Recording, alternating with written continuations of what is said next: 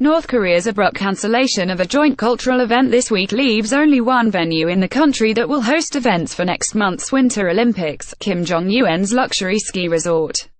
South Korean skiers will begin training Wednesday at North Korea's Masikryong resort as part of an agreement to spur reconciliation ahead of the Games starting February 9 in South Korea.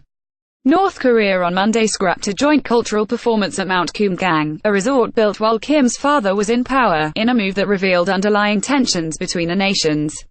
Seeing South Koreans practice at a place he built is a propaganda coup for Kim, said Lee Su-seok, a North Korea analyst at South Korea's Institute for National Security Strategy.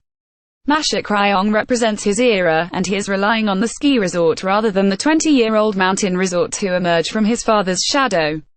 North Korea is seeking to capitalize on South Korea's desire for a peaceful Winter Games as international sanctions over its nuclear arms program further squeeze its finances. Trade with China, North Korea's main financial backer, shrank by more than half last month, the latest evidence of what Kim earlier this month called the unprecedented impediments his country has faced.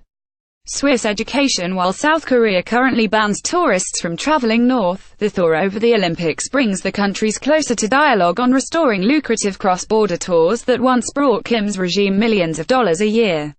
The free advertising for his ski resort may also attract more visitors from China, which sends more tourists to North Korea than any other country. Until a travel ban last year, the number of U.S. visitors was believed to hover at about 1,000 a year. Those with special permission to travel are now advised to draft a will and discuss funeral arrangements. Kim, a skiing fan who was educated in Switzerland, ordered soldiers to build the Masikryong resort shortly after he took power in 2011.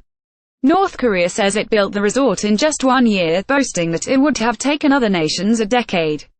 North Korea used a loophole on luxury goods in the United Nations Security Council resolution to bring in European-made snowmobiles and other equipment to Masikryong.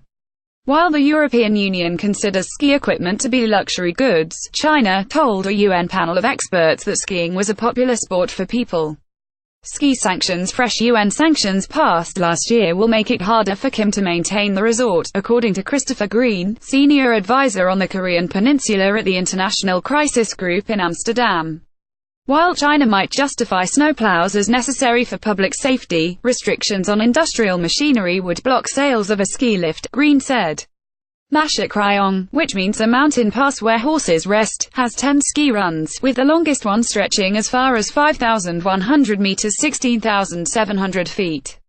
A giant electronic screen displays propaganda videos at the bottom of the hills, according to 2015 footage by Singaporean video journalist I Rampan.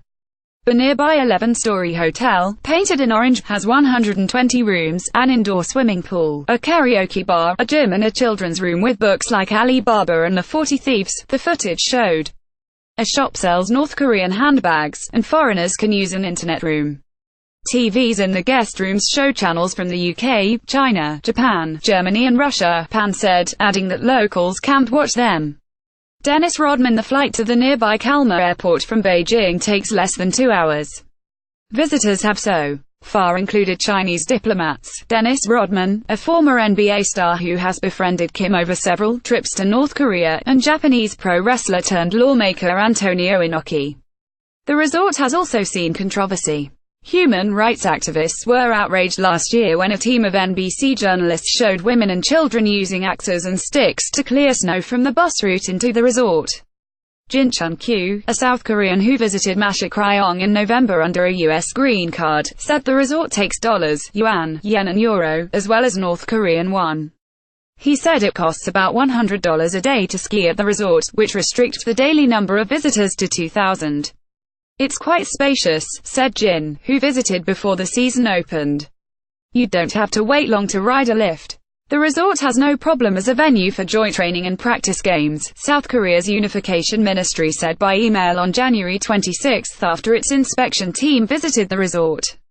Its slopes and snow are in fine condition, while Kalmar is well managed, it said. Pyeongchang's Olympic appeal is rubbing off on Masikryong, said Lee Chung-ki, a professor of tourism at Seoul's Kyung-hee University. North Korea is getting more global publicity than it could ever have by spending tons of its own money.